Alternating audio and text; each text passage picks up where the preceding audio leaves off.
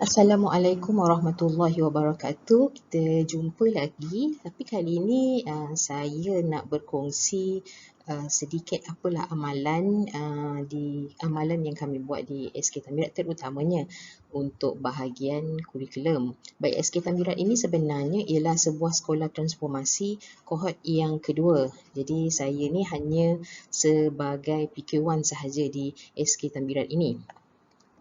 Okey, berikut merupakan sedikit maklumat sekolah, yang mana sekolah ini diterajui oleh guru besar Puan Nora. Kita ada penolong kanan HEM Cikgu Samudin, dan juga kita ada penolong kanan KK Cikgu Nurmini. Sekolah TS25, sekolah SK Tamirat ini merupakan sekolah TS25, yang mana sekolah kita ini sebenarnya kategorinya luar bandar. Kita grade A. Kami mempunyai seramai 41 orang guru, 9 orang AKP dan juga 9 orang pekerja swasta. Untuk tahun 2020 ini, kita ada enrolment murid seramai 541 orang. Okey, dan kita lihat pula di sini, kita kongsikanlah serba sedikit pencapaian SK Tamirat, terutamanya dalam bidang akademik. Pada tahun 2018, SK Tamirat ada seorang murid yang berjaya mendapat 6A, dan pada tahun 2019 kita ada 2 orang yang dapat 6A. Jika kita lihat di sini, retro MTM BPSR daripada tahun 2017 sehingga 2019, sebenarnya dia menunjukkan peningkatan dari tahun ke tahun, sehingga pada tahun 2019 kita telah berjaya mencapai 65%. Okey. Dan di bahagian bawah kita dapat lihat analisis PLC. Sebenarnya PLC kita jalankan daripada tahun 2018 lagi, tapi kita hanya kongsikan di sini dapatan ataupun analisis daripada tahun 2019 sehingga tahun 2020, dan ada juga retro profile MLT untuk 3 tahun. Maksudnya dalam setiap tahun kita akan membuat analisis tahap-tahap MLT ini, sama ada mereka tahap cemerlang, tahap baik ataupun tahap harapan. Baiklah, hari ini kita nak berkongsi satu bidang keberhasilan, iaitu pemimpin berkesan. Kita nak fokus pada pemimpin berkesan, iaitu mengupaya pemimpin pertengahan, iaitu MLT, dalam menguruskan panitia. Kerana isunya ataupun senario semasa di SK Tamirat ialah MLT ini belum menguasai kemahiran utama pemimpin pertengahan. Apa kemahirannya? Jadi kemahiran yang mereka belum kuasai adalah kemahiran menguruskan diri, yang mana kita dapat ini daripada business model U yang kita dah edar kepada guru-guru. Okey, dan yang kedua ialah kemahiran mengurus pasukan. Dalam sesi coaching and mentoring antara saya dan juga MLT, mereka ada mengatakan, cikgu, saya sebenarnya tak tahu bagaimana hendak mengajak rakan-rakan yang lain untuk bekerja sebagai satu pasukan, kerana dia rasa mungkin kurang percaya pada diri sendirilah mungkin. Sebab satu lagi itu kan kawan-kawan, jadi agak susah sebenarnya untuk mereka ajak, nampak macam mengarah lah, kan? Okay, dan yang ketiga ialah memudah cara penyesuaian, iaitu kaedah meningkatkan kualiti guru di samping memberi bantuan dan juga sokongan. Daripada apa yang kita dapat, data-data yang tadi, sebenarnya ia agak selari dengan data profil MLT. Profil MLT ini sebenarnya kita isi pada awal tahun. Semua MLT diberi soal selidik untuk mereka jawab berkenaan dengan diri mereka sendiri. Jadi dapatan daripada hasil daripada jawapan mereka, kita dah buat analisis, kemudian kita melihat ada jurang yang agak besar. Okey, jurang yang agak besar terutamanya bagi domain keupayaan membangun kapasiti guru, keupayaan menyokong organisasi, meningkatkan inisiatif jaringan dan jalinan, serta menjadi teladan terbaik dan juga tempat rujukan, di mana keempat-empat domain ini berada di bawah skor purata 3, dan keempat-empatnya duduk dalam tahap harapan. Jadi sekarang ini bagaimana kita sebagai pemimpin nak mengurangkan ataupun mengecilkan jurang yang ada ini? Bagaimana kita nak membantu MLT sekolah kita ni supaya mereka dapat mengurus panitia dengan baik? Okey, dan kita datangkan dengan satu program yang dinamakan MLT Gemilang. Okey, kenapa kita nak MLT Gemilang? Kerana kita sebenarnya nakkan MLT SK Tambiran ini mesti ada satu standard kepimpinan yang kita namakannya gemilang. Apa dia? Great, encourage, mastery, intelligible, lovely, absolute, nice dan juga goal oriented. Jadi kita datangkan satu program MLT Gemilang yang mana dalam program ini kita sebenarnya nak mengupaya MLT ini kerana mereka ini merupakan pemimpin masa depan dalam pengurusan sekolah abad ke-21. Kita mahukan mereka ini menjalankan ataupun melaksanakan ataupun tahu peranan mereka dan seterusnya dapat mencapai sekolah berkualiti dan kemenjadian murid. Jadi, rasional untuk melaksanakan MLT Gemilang ini yang pertama sudah tentu untuk melancarkan pengurusan sekolah.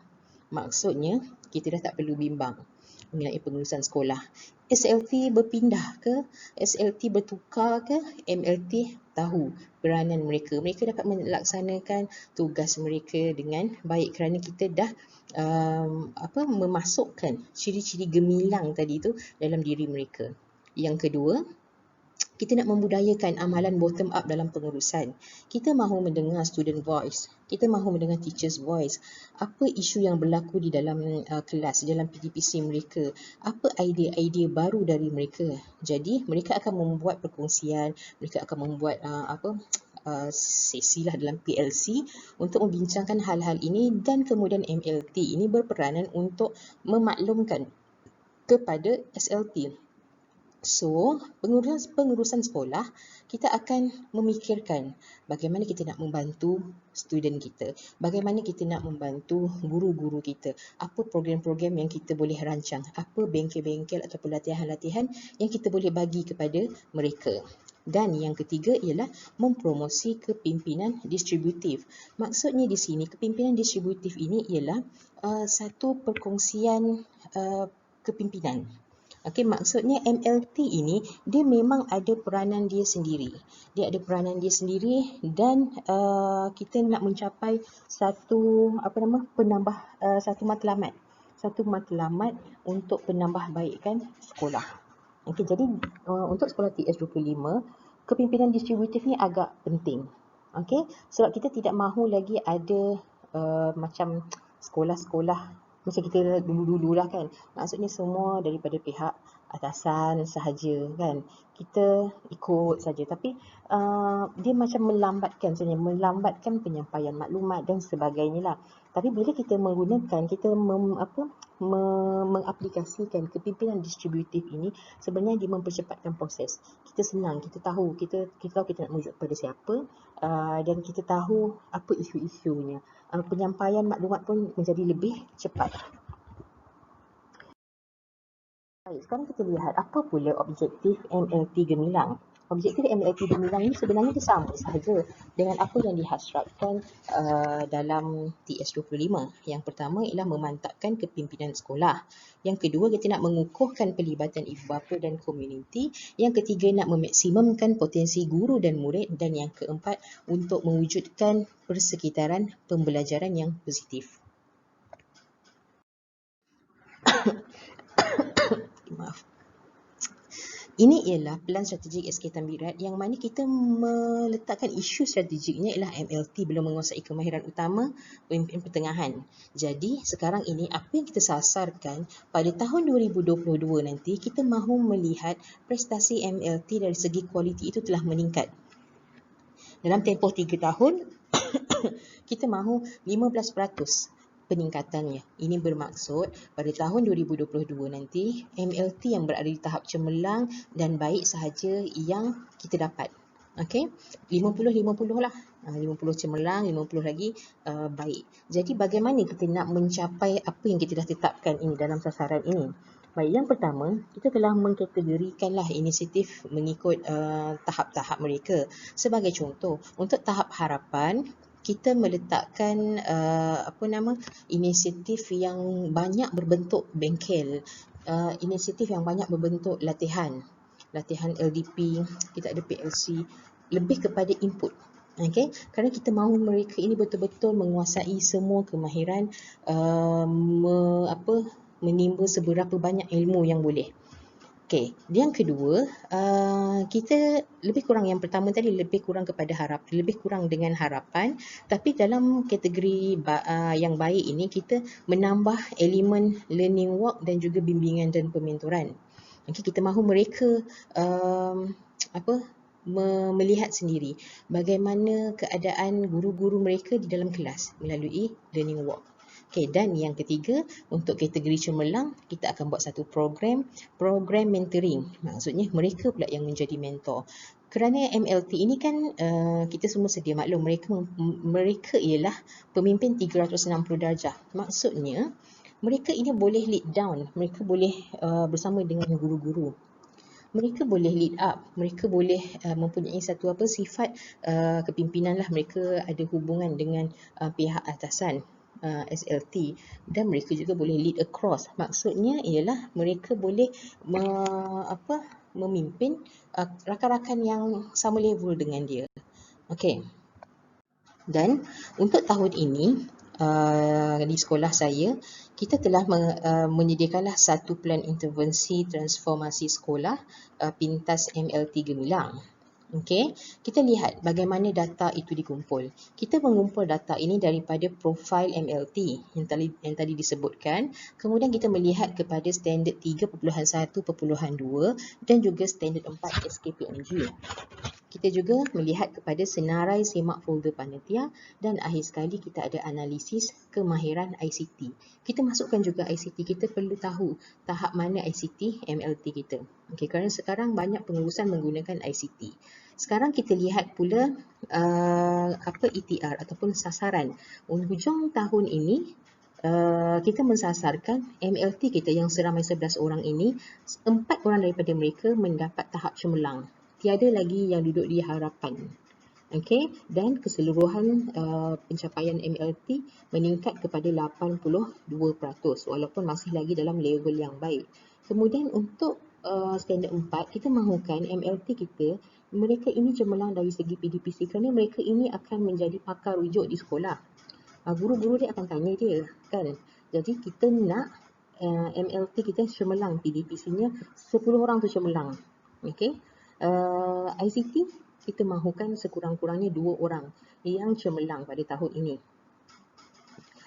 Dan akhir sekali, dari segi pengurusan kurikulum dalam SKPMG, kita nak ia mencapai kepada 96%. Baik, kita lihat pula kolom inisiatif. Inisiatif ni bermaksud ini adalah antara apa yang kita usahakan dalam MLT Gemilang. Cabang-cabang dia lah.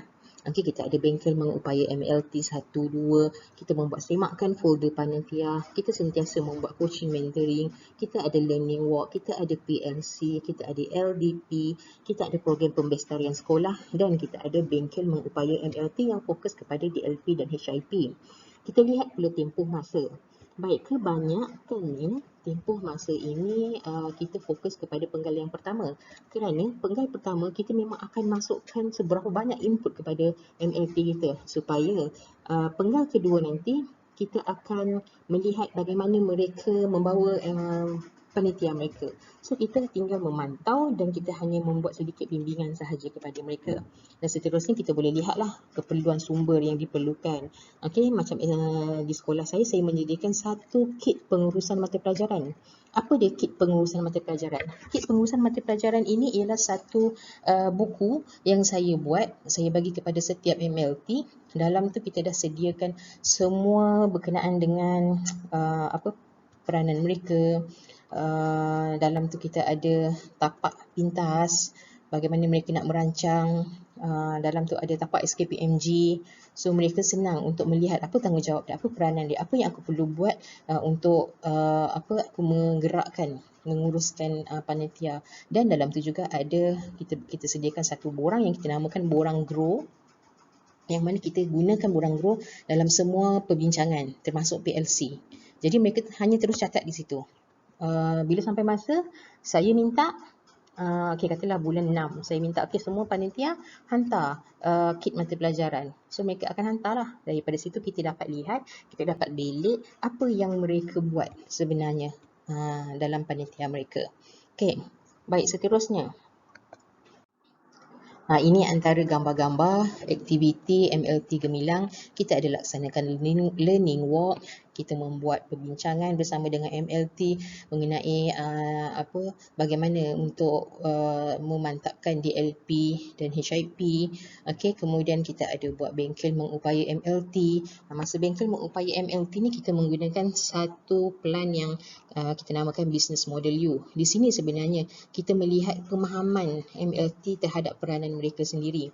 Dan yang bawah tu ialah gambar kit pengurusan mata pelajaran yang saya sediakan. Okey. Jadi benda ni lah yang mereka akan hantar kepada saya bila saya minta. Habis saya semak, saya pulang balik lah. Dan dia akan, ujung tahun saya akan ambil balik dan kita akan buat analisis kit pengurusan mata pelajaran ini. Baik, di sini kita sertakan jugalah tarikh dan aktiviti-aktiviti lain yang kita laksanakan. Antaranya ialah kita melaksanakan satu program pembestarian sekolah untuk memperkenalkan kepada panitia bagaimana cara untuk membuat Google Form. Kita memperkenalkan panitia bagaimana kita nak menggunakan Google Classroom. Sekarang ini dah musim pandemik, so benda-benda ni memang membantulah sebenarnya guru-guru terutamanya untuk memudahkan urusan PDPR. Kemudian kita mengajak mereka MLT ini bersama dengan ahli panitia untuk join kita buat PLC video kritik, di mana PLC video kritik ni kita sama-samalah, kita melihat video, kita memberikan semua yang terlibat pada hari tersebut dengan borang standard 4 SKPMG, mereka menjadi pencerap pada hari tersebut. Okey, dan kita dapat lihat di sini sebenarnya bila kita membuat PLC terutama video kritik ini, kita sebenarnya dapat membuka minda guru-guru kita sebenarnya. Oh, macam ni rupanya nak buat Part 21 sebagai contoh lah kan. Jadi kita bagi ni, kita buat ini supaya panitia MLT terutama jadi tahu, okey, lepas ni dia boleh buat dekat panitia dia sendiri. Dia boleh ajak rakan-rakan panitia untuk buat PLC video kritik. Dia dah tahu macam mana nak menguruskan PLC video kritik. Dia tahu apa yang dia nak fokuskan. Okey, dan kita ada jugalah bengkel-bengkel yang lain. Baik, sekarang kita melihat apa pula dapatan MLT Gemilang ini daripada apa yang kita buat daripada awal tadi sehinggalah ke penghujung tahun 2020. Adakah ia meningkat? Adakah ia menunjukkan satu perkembangan yang positif ataupun ianya sia-sia? Baik, kita lihat, kita merujuk kepada profil MLT. Baik, kita telah bagi selepas habis semua program ataupun aktiviti MLT Gemilang, kita telah bagi soalan selidik yang baru kepada guru-guru tadi, MLT tadi, untuk melihat ada pencapaian tak. Okey, jadi kita dah buat rumusan di sini. Daripada 4 domain yang kita fokuskan daripada awal tadi, kita dapat lihat dekat sini ada peningkatan. Keempat-empat domain itu ada peningkatan. Daripada tahap harapan, dia dah bertukar kepada tahap baik. Daripada skor purata yang tidak mencapai 3, sekarang dia sudah mencapai 3 ke atas. Malahan, domain-domain yang lain pun menunjukkan peningkatan. Okey, sehingga kan ada yang mencapai kepada tahap yang cemerlang. Contohnya penambahbaikan PDPC. Dan juga kemampuan motivasi. Daripada yang sebelumnya, daripada 77.27% di kategori baik, sekarang sudah 90.15% cemerlang.